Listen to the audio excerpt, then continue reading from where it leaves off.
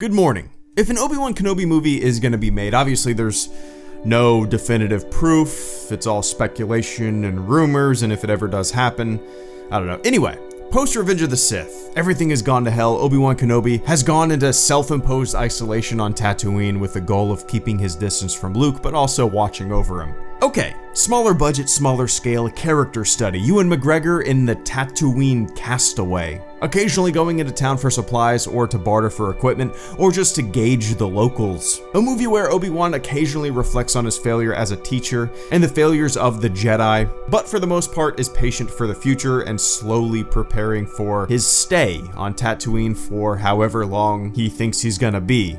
And the thing is, in A New Hope, Obi-Wan Kenobi was kind of taken aback that Luke ever even sought after him. He didn't seem like he was preparing for a very long time for the grand return of the Jedi, you know what I mean? You guys know that the two anthology movies that have been released so far, Solo and Rogue One, haven't really done much for me. They're among two of my lowest on the list of Star Wars movies, so the idea of an Obi-Wan Kenobi anthology movie doesn't really make me jump for joy. And that's not necessarily because of what I think of Solo or Rogue One.